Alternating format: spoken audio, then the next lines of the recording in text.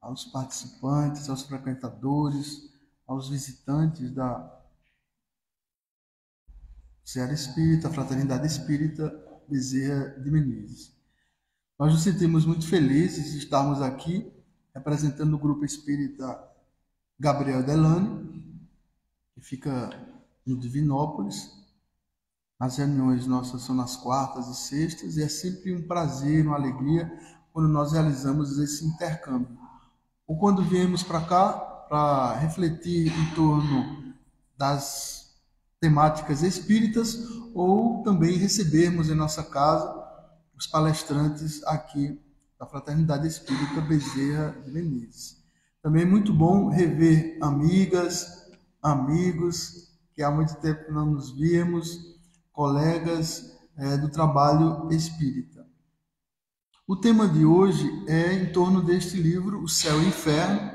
O Céu e o Inferno, ele foi a quarta obra que o senhor Allan Kardec elaborou juntamente com os espíritos. A primeira, o Livro dos Espíritos; a segunda, o Livro dos Médiuns; terceiro, o Evangelho segundo o Espiritismo; quarto livro, O Céu e o Inferno, que é este, e o último, a Gênese.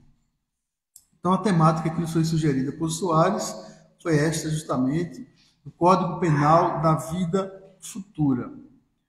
É o capítulo 7, a primeira parte ainda de O Céu e o Inferno. Esse capítulo ele vai tratar de 3 tópicos: a carne é fraca, princípios da doutrina espírita sobre as penas futuras e o Código Penal da Vida Futura, que é esse que nós vamos tecer algumas reflexões. Antes de comentar o tópico em si, nós vamos trazer algumas referências sobre esse livro, né? Ele foi publicado em 1865. Nesse momento, quando o senhor Allan Kardec publica este livro, ele já tem um certo caminho andado, já tinha publicado 3 obras importantes, como nós já falamos: o Livro dos Espíritos, o Livro dos Médiuns, o Evangelho segundo o Espiritismo. E aqui ele já está à frente do movimento espírita, já tinha criado a Sociedade Parisiense de Estudos Espíritas, já tinha feito viagens em várias cidades do interior da França para divulgar o espiritismo. Ele estava ainda sendo o editor-chefe da Revista Espírita, divulgando mensalmente e espalhando para o mundo todo as informações espíritas que ocorriam não só na França, mas em várias partes do mundo. Então, ele já tinha consolidado o nome Allan Kardec já era bastante conhecido na França naquele momento. E essa obra, especificamente, ela tem um subtítulo, que é A Justiça Divina segundo o Espiritismo, em que o senhor Allan Kardec vai tratar acerca do futuro espiritual, conforme algumas religiões já apontavam. E nós sabemos que todas as religiões, de algum modo, elas descrevem, elas desenham como é o futuro espiritual, como é o mundo espiritual, como é a vida espiritual. Na visão cristã evangélica, teremos ou o céu ou o inferno. Na visão cristã católica, temos, além do céu, do inferno, temos o purgatório, temos o limbo também, onde vão as criancinhas, os indígenas, aquelas pessoas que não têm uma noção lógica, racional da vida. E a perspectiva espírita, ela vai ressignificar essas concepções cristãs, principalmente. E nós estamos falando delas porque existem outras, né? Se nós formos analisar o budismo, o hinduísmo, o taoísmo, cada qual delas, no Oriente, vão descrever concepções bem diversas da vida após a morte. E o Espiritismo, como nasce na França, no contexto antropológico, histórico, sociológico, em que imperava como a religião oficial predominante o cristianismo, seja na versão católica, seja na versão evangélica, a função e o trabalho do senhor Allan Kardec foi justamente ressignificar essa concepção e alguns desses itens, principalmente no que diz respeito ao futuro, à dimensão espiritual. Esse livro ele é composto de duas partes. Essa primeira, que o senhor Allan Kardec colocou como doutrina, ele tem uma característica mais doutrinária. Nós vamos ver aqui 11 capítulos, em que Allan Kardec vai falar sobre o que é o céu na concepção espírita, o que é o inferno, existe mesmo um purgatório, e aí ele vai redesenhar essas concepções, não como lugares eternos na dimensão espiritual, mas como estados de consciência, tanto o céu, quanto o inferno, quanto as regiões purgatoriais. Também o senhor Allan Kardec vai falar sobre o que são os anjos, o que são os demônios, porque na concepção da Igreja Católica, da Igreja Protestante, esses seres eles já foram criados desde o início com essas características. Os anjos foram criados assim, no estalar de dedos, eles já nasceram puros, e os demônios, eles são os anjos que se transviaram e se tornaram aí os inimigos de Deus. É uma mitologia, na verdade. E aí, na concepção espírita, a gente vai ressignificar, juntamente com o senhor Allan Kardec, aqui em O Céu e o Inferno, essas ideias. Os anjos são os seres superiores da criação, que eles nasceram simples e ignorantes como quaisquer outros seres do universo. Eles alcançaram esse estado de angelitude. E os demônios nada mais são do que os espíritos perturbadores, que estão estagiando, momentaneamente eles se encontram perturbados, infelizes, voltados para a maldade organizada. Muitos têm uma inteligência altíssima, e a gente vai considerá-los como os espíritos sofredores, os espíritos obsessores, aquelas pessoas de alta inteligência, muitas vezes, que inclusive não estão apenas na dimensão espiritual. Nós encontramos anjos e nós encontramos também demônios na dimensão corpórea, que são as pessoas realmente voltadas para a criminalidade, falando aqui dos demônios, e aquelas pessoas boas, aquelas pessoas do bem, são justamente os anjos encarnados aqui, que muitas vezes disseminam paz, mensagens de esperança, de luz, e que servem como roteiro para as nossas existências. Esse capítulo primeiro ele é muito importante. Inclusive, o senhor Allan Kardec vai revisitar uma parte lá do Antigo Testamento em que se proibia a comunicação com os espíritos.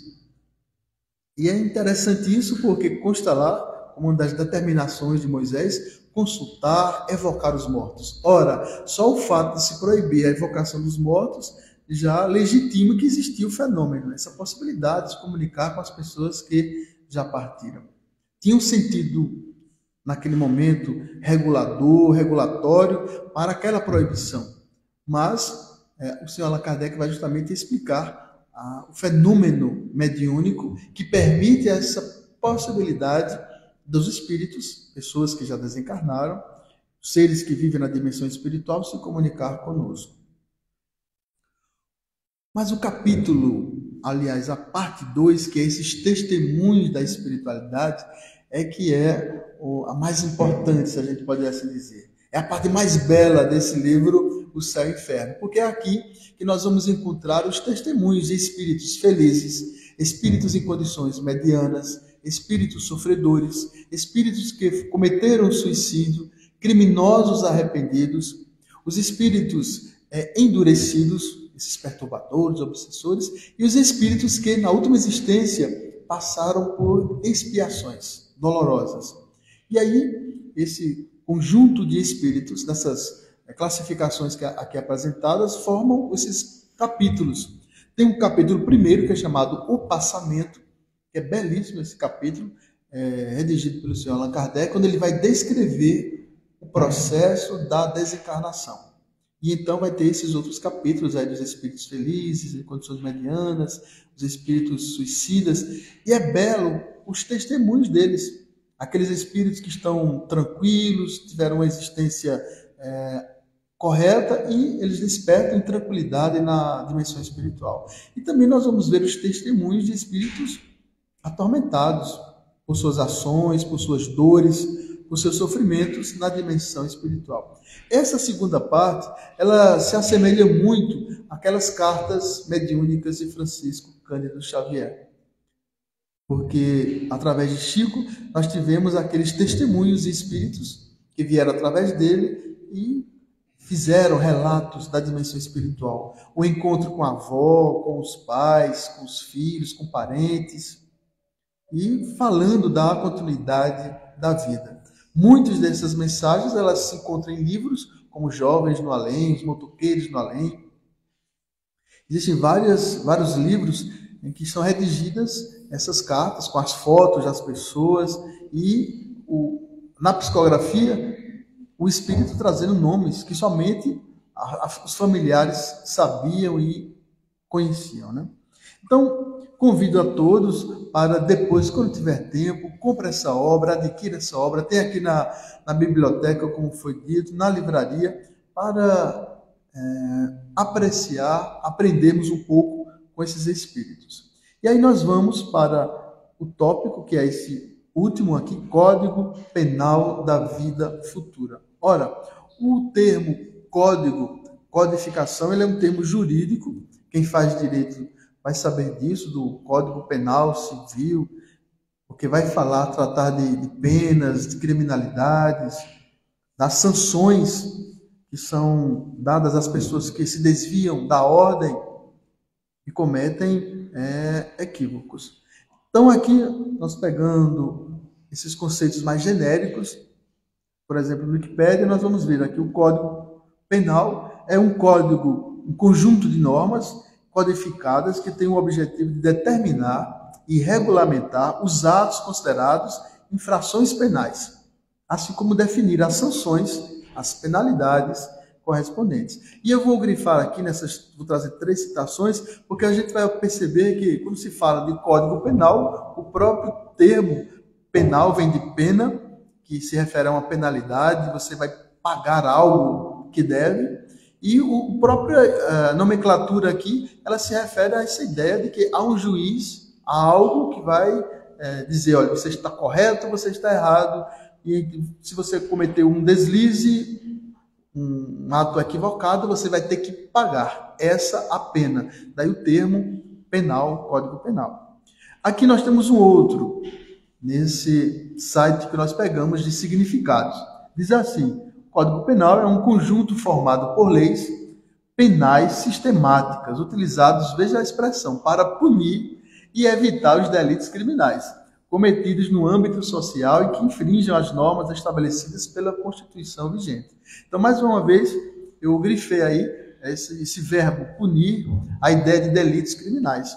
Porque quando se fala em Código Penal, se vê justamente alguém que se desviou de uma ordem estabelecida de uma lei e então vai ter que cumprir uma pena.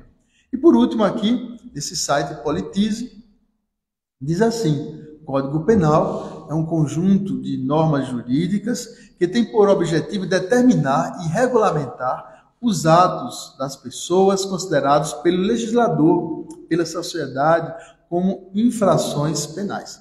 Então percebamos que ao falar de Código Penal, a gente está sempre envolvendo aí essa ideia de delito, de bem, de mal, de alguém que cumpriu boas atitudes e aí vai ganhar honrarias, e alguém comete uma atitude equivocada, uma maldade que vai ferir os princípios de uma sociedade, vai incomodar alguém, seja um roubo, um latrocínio, um assassinato, um crime qualquer, então ele vai ter que cumprir penalidades.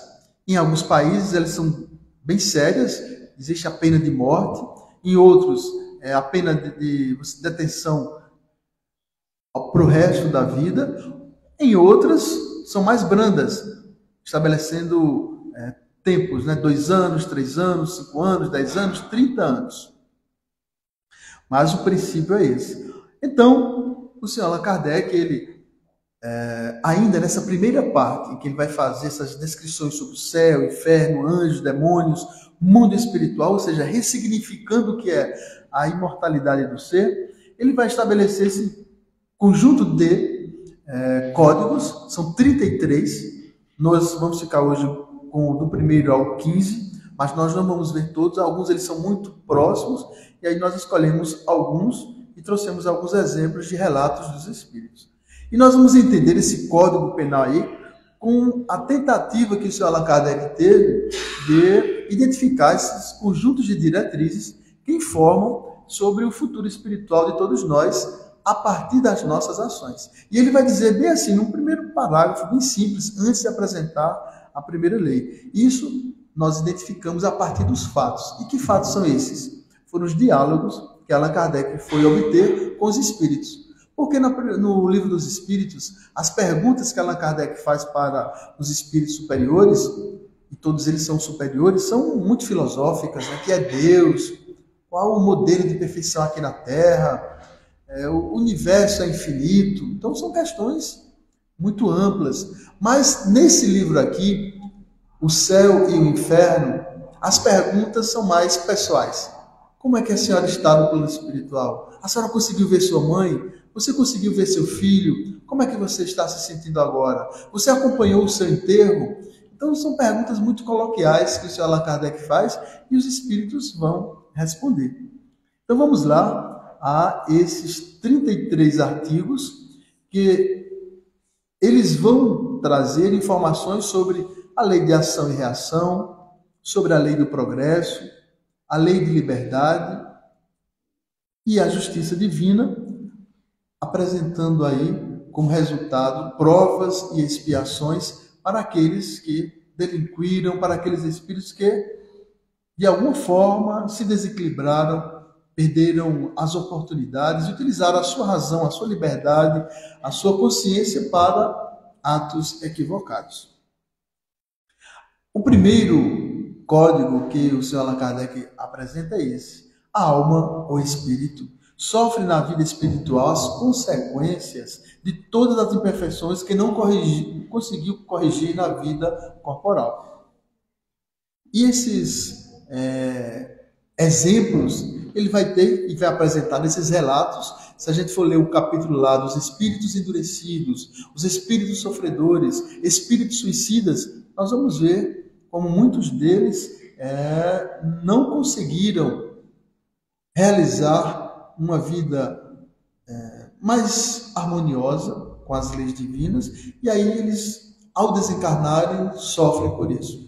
O capítulo 1 é dos espíritos felizes. São poucos os espíritos que se encontram nessa condição de, ao desencarnar, serem abraçados pelos espíritos bons, por sua mãe que já desencarnou, sua avó, parentes, amigos que compõem, que constituem a sua família espiritual. São poucos os espíritos que, ao desencarnar, se encontram em tranquilidade, conscientes.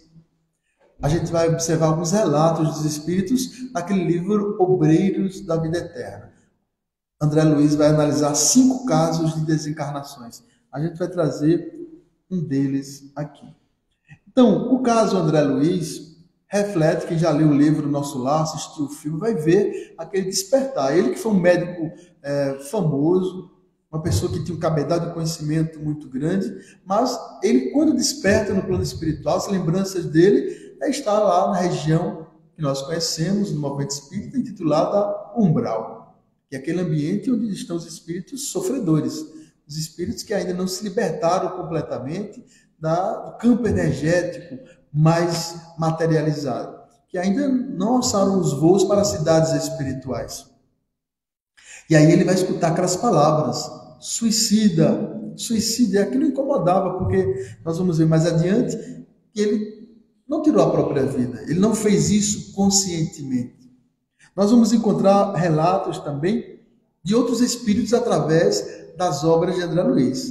Então, quem já começou a ler Nosso Lar, Os Mensageiros, Missionários da Luz, Obreiros da Vida Eterna, Ação e Reação, o livro Libertação, No Mundo Maior, Entre a Terra e o Céu, e a Vida Continua, Os Domínios da Mediunidade, são as obras de André Luiz, onde ele vai relatar os vários casos de espíritos nas condições medianas, espíritos suicidas, espíritos que tiveram uma vida harmoniosa, que despertam plenamente felizes no plano espiritual. Então, são reportagens que André Luiz vai trazer para nós, muito interessantes para uma reflexão.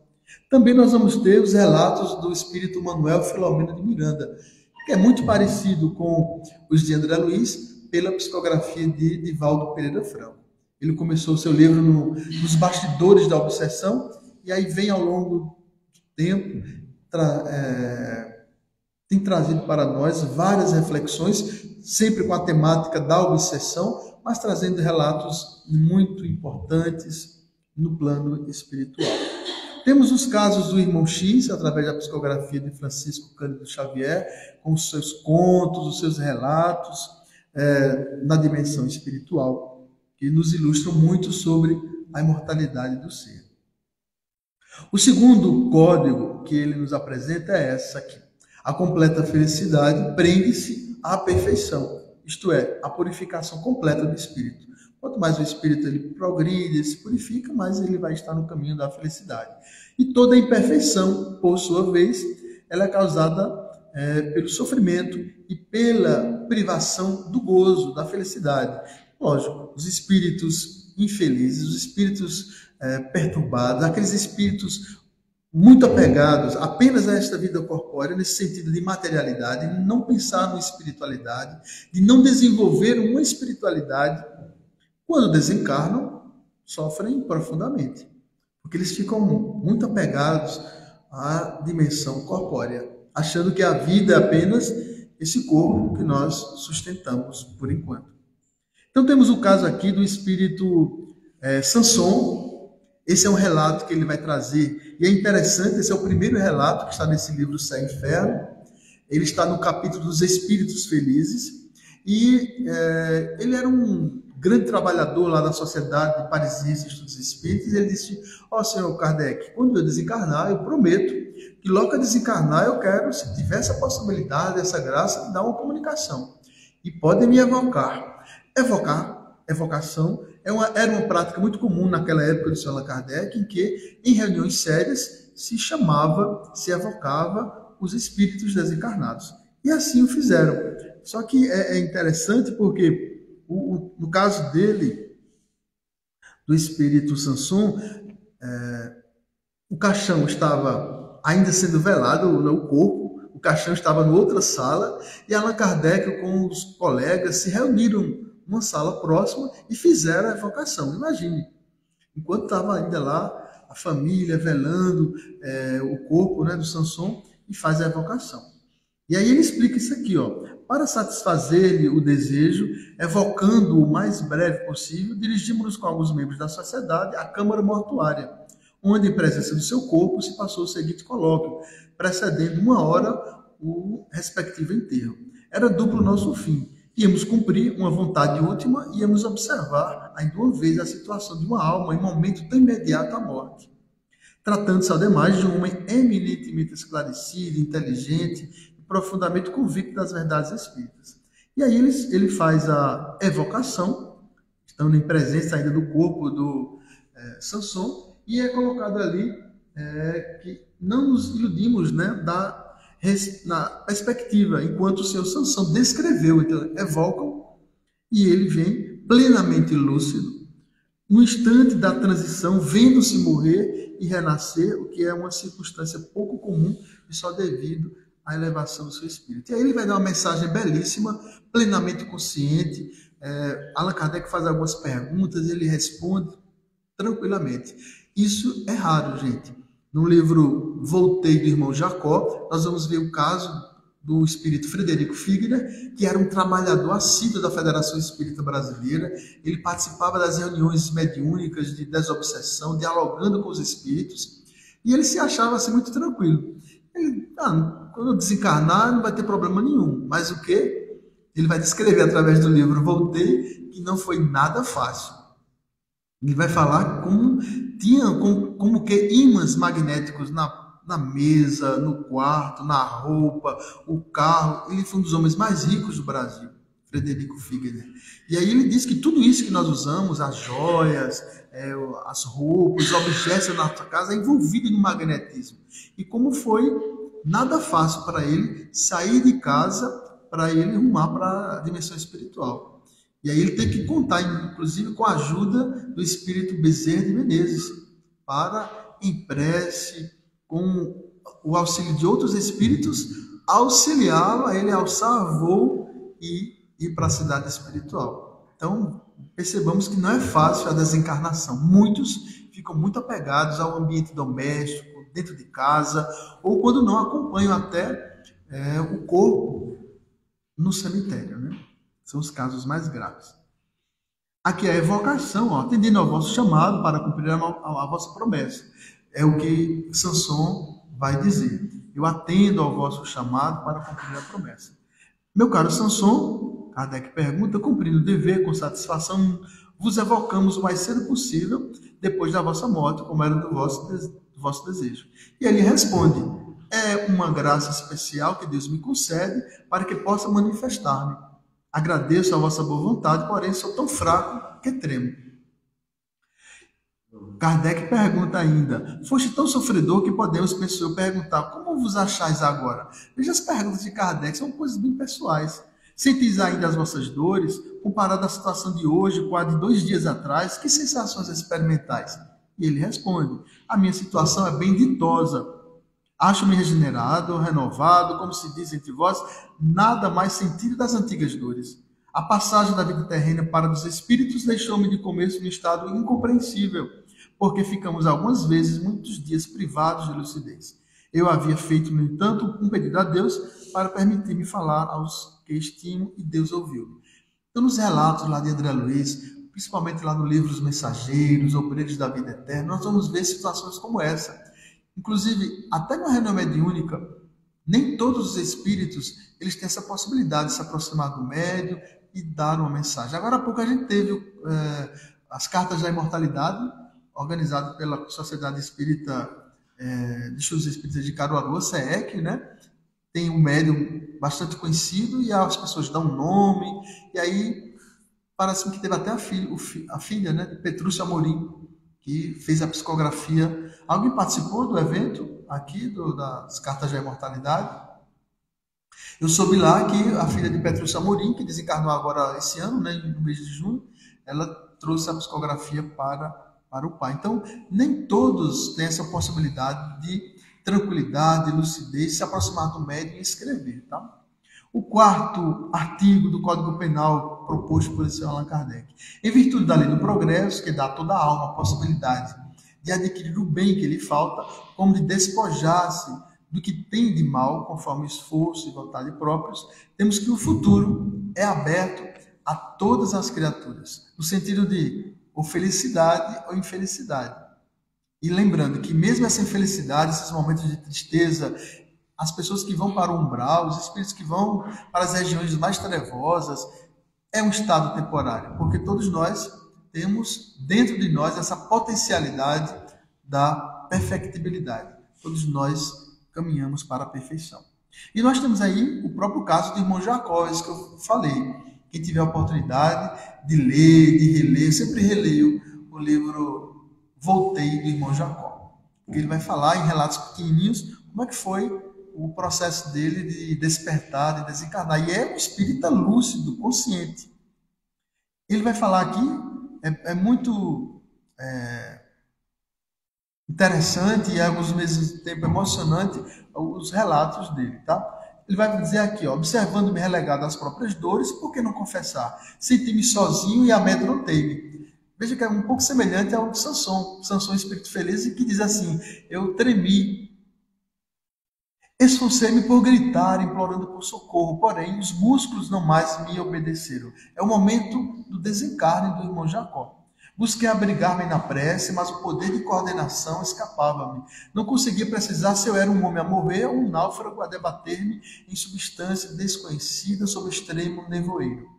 Naquele intraduzível conflito, lembrei-me mais insistentemente o dever de orar nas circunstâncias mais duras. E aí ele vai fazer uma prece. Forças de auxílio dos nossos protetores espirituais, irmanadas à minha confiança, sustentaram as perturbações. E ele vai descrever, nesse momento, o auxílio espiritual. Então, está no momento da desencarnação, em que ele já muito doente, no leito da cama, e ele descreve aqui, braços vigorosos, não obstante invisíveis para mim, como que me reajustavam no leito. aflição asfixiante, contudo oprimia-me o íntimo. Ansiava por libertar-me, chorava conturbado, jungido ao corpo desfalecente, quando, tênue luz, se fez perceptível ao meu olhar. Em meio do suor copioso, obriguei minha filha Marta a estender-me os braços. A filha Marta tinha desencarnado há alguns anos. Ele tinha um carinho muito especial, ele era espírita, e é nesse momento em que ele vê ela que vai o acolher no plano espiritual. Estava linda como nunca, intensa alegria transbordava-me do semblante calmo. Avançou carinhosa, enlaçou meu busto e falou-me terna aos ouvidos: agora, paizinho, é necessário descansar.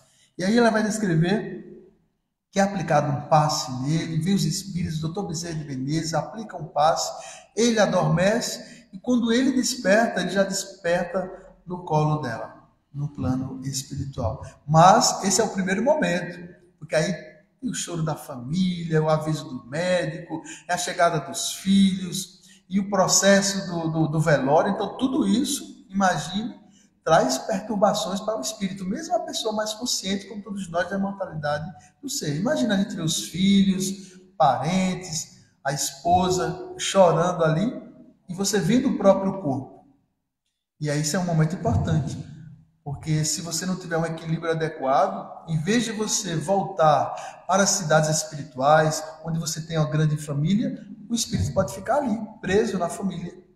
Fica na casa, fica no quarto, não sai de casa mesmo, por muito tempo. Quinto, dependendo o sofrimento da imperfeição, como o gozo da perfeição, a alma traz consigo o próprio castigo ou prêmio, onde quer que se encontre, sem necessidade de lugar circunscrito. Ou seja, não existe essa ideia do inferno como um lugar específico na dimensão espiritual ou o céu. O que nós encontramos são regiões espirituais em volta da Terra, como cidades, formando agrupamentos, assim como nós temos aqui. E nós vamos ter essas cidades com níveis vibratórios de consciências dos que participam ali. Então, se são aglomerações de espíritos perturbados, infelizes, que gostam de vícios, então eles vão formar agrupamentos muito próximos aqui da faixa vibratória da Terra. Cidades espirituais mais evoluídas, elas vão ficar mais distanciadas da crosta do planeta. Nós temos o caso aqui do Auguste Michel, que está no capítulo O Espírito Sofredor, desse livro O Céu e o Inferno.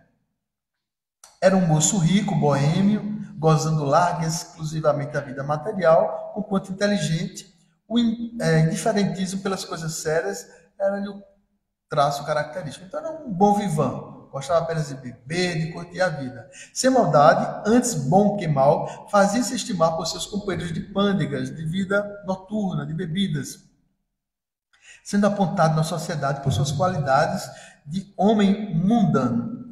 Não fez o bem, mas também não fez o mal. Então era uma pessoa que só estava ali para curtir. Faleceu em consequência de uma queda de carruagem que passeava, evocado alguns dias depois da morte por um médico que indiretamente o conhecia, deu algumas comunicações. E aí eu trago apenas o recorte de uma delas. Quando ele diz aqui, sou eu quem vem pedir que oreis por mim. Será preciso irdes ao lugar em que jaz meu corpo a fim de implorar do onipotente que me acalma os sofrimentos? E isso é uma observação que Allan Kardec faz, porque aqui embaixo diz assim, o médium, não tendo dado importância ao pedido que lhe faziam de orar sobre o túmulo daquela pessoa, deixara de atender. Todavia, indo aí, mais tarde, lá mesmo recebeu a comunicação.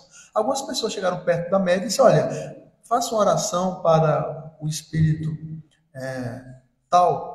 E ela não fez, deixou de fazer. Aí um dia ela foi lá no túmulo, no cemitério, e lá mesmo deu essa psicografia. Quando ele diz aqui, sou eu que vim pedir que oreis por mim. Sofro, se sofro, ide a esse lugar. Assim é preciso dirigir ao Senhor uma prece para que me perdoe. Vejo que poderei ficar mais tranquilo, mas volto incessantemente ao lugar em que depositaram o que me pertencia. Veja o apego desse espírito. Ele ficou preso ali, no cemitério, aos despojos. Quem leu aquele livro Além da Morte, de Otília Gonçalves, pela psicografia de Divaldo Pereira Franco também vai perceber. Ela era, a Otília Gonçalves, uma trabalhadora lá da Mansão do Caminho.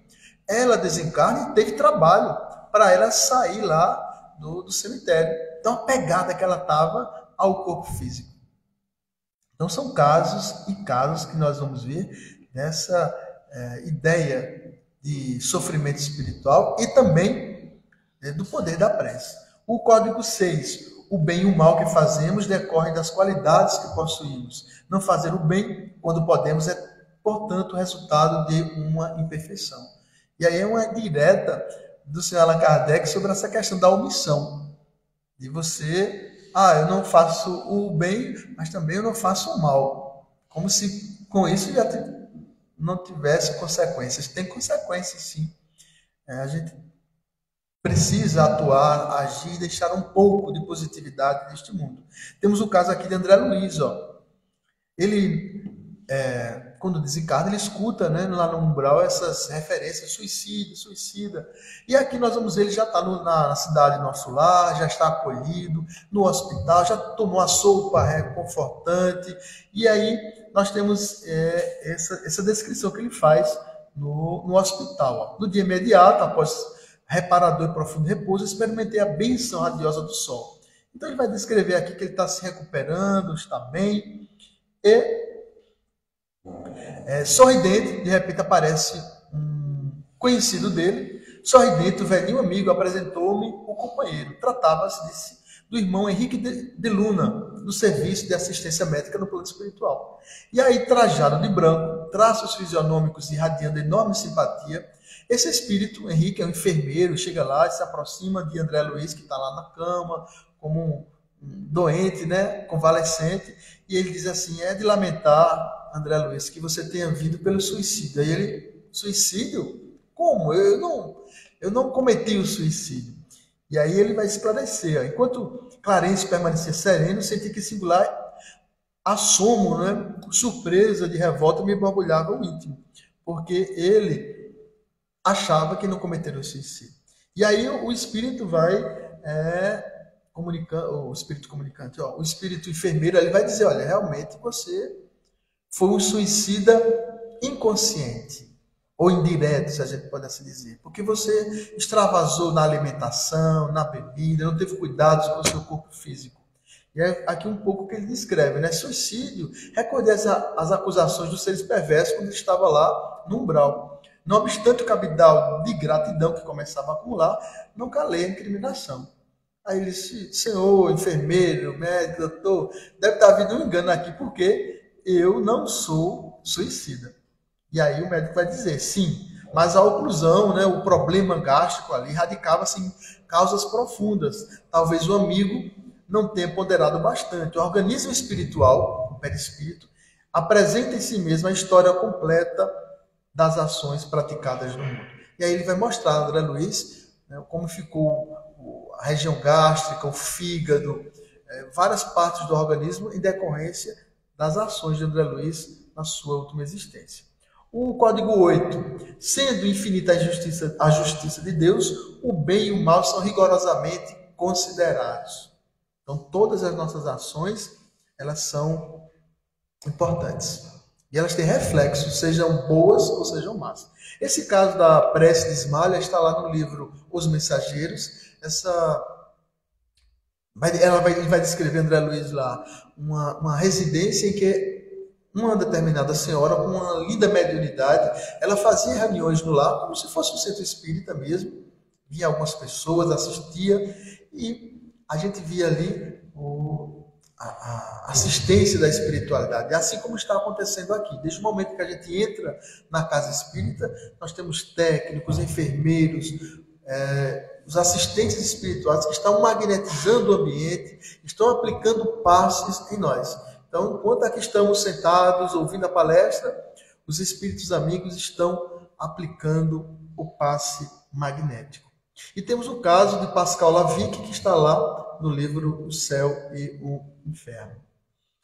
Esse aqui é os efeitos da oração, em que André Luiz vai descrever esse poder maravilhoso. Quem faz o evangelho no lar tem essa garantia proteger a sua residência, inclusive irradia essa luminosidade para as casas vizinhas. Se mora no edifício, o edifício inteiro é iluminado. E aqui ela vai falar das luzes da prece que inundaram o vasto recinto. Então ele vai descrever em forma de flocos radiosos que partiam de nós, da espiritualidade, multiplicavam-se no ar. É como se fosse um filme de ficção mesmo. A cena, né? Ele descreve, na hora que ela está fazendo a prece, a espiritualidade derrama como que flocos energéticos no ambiente que tocam em cada um, atendendo às necessidades de cada qual. Eu estava boquiaberto. Não me foram permitido contemplar fenômenos dessa natureza em nosso lar. Aliás, concluía, ainda não recebi o auxílio magnético às percepções, senão poucas horas antes da viagem. Porque André Luiz, ele ainda não via com amplidão o perispírito, as dimensões espirituais em sua totalidade. E aqui nós temos o caso desse Lavique, que está lá em Céu e Inferno. Esse marinheiro, ele morre afogado. Aqui, ó, noticiamos que isso foi em 1863. A 6 do corrente mês de agosto de 63, encontrava-se um resto de cadáver encalhado entre essas cidades que ele fala aí. A cabeça, os braços e o busto tinham desaparecido, mas apesar disso, pôde verificar-se a sua identidade pelos sapatos ainda presos. Foi reconhecido o corpo do pescador Lavique, que fora arrebatado a 11 de dezembro da bordo do navio Laerte por uma rajada de mar. Então ele morreu afogado, 49 anos. E aí ele vem e traz a mensagem. Sou efetivamente Pascal Lavique, ele disse que aquele corpo era dele mesmo, que tem necessidade de vossas preces. Veja a importância da prece. Fazermos prece em nosso ambiente de casa. A oração pelos que desencarnaram. E nisso eu acho que temos uma falha, nós espíritas. Porque nós acreditamos na imortalidade do ser, parece que nós naturalizamos, lógico, e aí parece que nós esquecemos dos nossos parentes. A pergunta é, quando foi a última vez que nós fizemos uma prece para nossa avó, nosso tio, nossa mãe, nosso pai, algum parente nosso que desencarnou? A gente muitas vezes esquece deles. Amigos nossos. Quando foi a última vez que nós fizemos uma prece para um amigo nosso que partiu, que desencarnou há 1 ano atrás, 5 anos atrás, 10 anos atrás? Não esqueçamos deles, porque as preces, as orações, elas trazem um reconforto muito grande para os espíritos. E ele vai dizer aqui, ó, podeis beneficiar-me, pois terrível foi a provação por mim experimentada. A separação do espírito do corpo só se deu depois que reconheci as minhas faltas. Então veja que ele ficou ainda preso lá, acompanhou o afogamento e ficou preso ao corpo ainda em decomposição. E depois disso, ainda não totalmente destacado, acompanhava-o no oceano que o tragaram. Orai, pois, para que Deus me perdoe e me conceda repouso. Orai, eu vos suplico. Então vejamos esse testemunho aqui de Pascal Lavique. Nós vamos nos aproximando aqui do final, vou adiantar um pouco. Temos esse outro caso aqui, ó, do Sisligo, que é um judeu que está relatado lá no Céu e Inferno. O código que apresenta o Sr. Allan Kardec é toda falta cometida, todo mal realizado é uma dívida contraída que deverá ser paga. Se o não for em existência, se-lo-á nas seguintes. Esse caso aqui está no capítulo das expiações terrestres e Allan Kardec descreve um pouco a historinha dele. Ele era uma pessoa muito pobre, mas ele desenvolvia tudo que conseguia juntar, de moedas, de doações que recebia, ele repassava para outras pessoas mais necessitadas. E aí ele vai descrever na psicografia essa ideia que ele tem, essa percepção que ele tem agora no plano espiritual, depois de uma vida dolorosa de pobreza, onde ele diz aqui, ó, faz muitos séculos vivia eu com o título de rei, ou pelo menos de príncipe soberano. Dentro da esfera do meu poder relativamente limitado, em confronto com os atuais estados, era eu, no entanto, absoluto senhor dos meus vassalos, dos escravos. Então ele recorda-se, ele tem essa oportunidade de ver qual foi a sua última existência antes da última, aliás, a penúltima, né? Então na última ele foi um pobre, um mendigo, mas na penúltima ele foi um rei. E aí a provação dele foi essa de se tornar, vir como um mendigo, né? Ele vai dizer aqui, ó, como espírito permaneci no plano espiritual durante 3 séculos e meio, 350 anos, entre uma existência e outra, até que ele teve a possibilidade de reencarnar. Então, fica o convite para a leitura desse capítulo. O capítulo 10, o espírito sofre, quer no mundo corporal, quer no espiritual, a consequência das suas faltas e imperfeições. É o caso do suicídio, mãe após a morte do filho doente. Isso é um caso, eu vou passar adiante, que está também no livro Céu e Inferno, o capítulo do suicídio. O Código 12, não há regra absoluta nem uniforme quanto à natureza e duração do castigo. A única lei geral é que toda falta terá punição e terá recompensa todo ato meritório segundo o seu valor.